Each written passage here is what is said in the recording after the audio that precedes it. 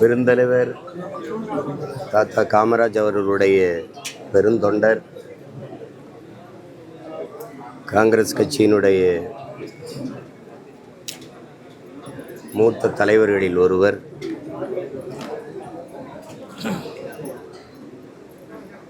காந்தி மீதும் காமராஜ் அவர்கள் மீது இருந்த பெரும்பற்றின் காரணமாக அவர்கள் இருவரும் பெயரை இணைத்து ஒரு தனித்த அரசியல் இயக்கத்தை தொடங்கி நடத்தி வந்த தலைவர்.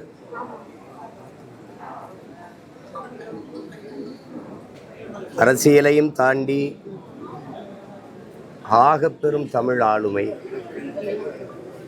இலக்கிய செல்வர் என்றுதான் எல்லோராலும் இன்று வரை அன்போடு அழைக்கப்படுகிறார்.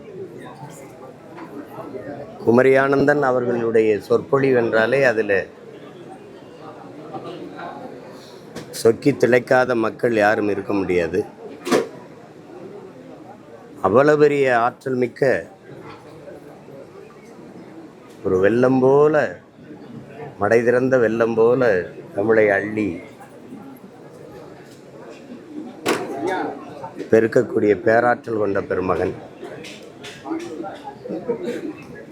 தொடர்ச்சியாக அவர் அரசியல் மேடைகளை தவிர்த்து வசந்த தொலைக்காட்சியில் இலக்கிய நிகழ்வுகளில் பேசிய காணொளிகள் இன்றும் இருக்கிறது.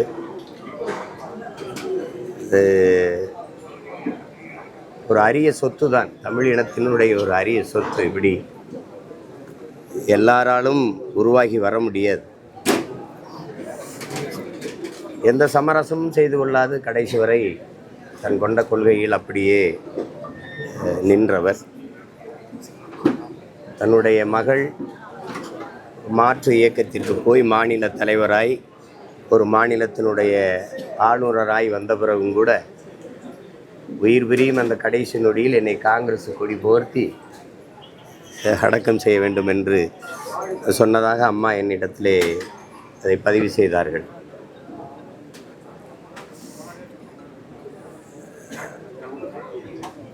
இப்படிப்பட்ட ஒரு பெருந்தலைவர் எம்மீது தனித்த அன்பு அவருக்கு எப்பவும் உண்டு. அவர் உடல்நிலை சரியில்லாது மருத்துவமனையில் இருந்தார். அப்போது கொரோனா நேரம். என்னுடைய அப்பா செந்தமிழன் அவர்கள் இறந்து போனதுக்கு நான் இங்கிருந்து என்னுடைய வாகனத்தில் ஊருக்கு சென்று கொண்டிருந்த போது ஒரு அழைப்பு, அது ஐயாவுடைய அழைப்பு தான். ஒரு மருத்துவமனையில் உடல் நலிவுற்று இருந்த, நலமற்று இருந்த அந்த நேரத்திலும் எடுத்து எனக்கு ஆறுதல் கூறி அந்த துக்கத்தை பகிர்ந்து கொண்டதை நினைக்கும் போது எனக்கு ரொம்ப நெகிழ்ச்சியாக இருக்கிறது. அவருக்கு அது அவசியம் இல்லை, ஆனாலும் அதை எடுத்து என்னோடு என்னுடைய துயரத்தை பகிர்ந்து கொண்டார்கள்.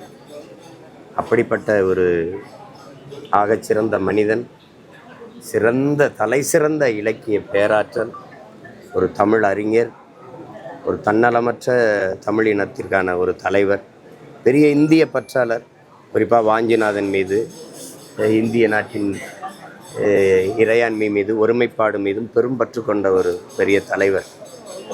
அவருடைய மறைவு என்பது ஒரு பேரிழப்பு தான், பேரிழப்பு. தமிழ் இலக்கிய உலகிற்கு உண்மையும் நேர்மையுமான தலைமைகளை தேடுகிற தமிழ் சமூக மக்களுக்கு இந்த தலைமை இன்று இல்லாதது ஒரு பெரிய இழப்பு தான். அவரை இழந்து வாடுகிற ஐயாவின் குடும்பத்தினர், குறிப்பாக அம்மா தமிழிசை சவுந்தரராஜன் அவருடைய குடும்பத்தினர்,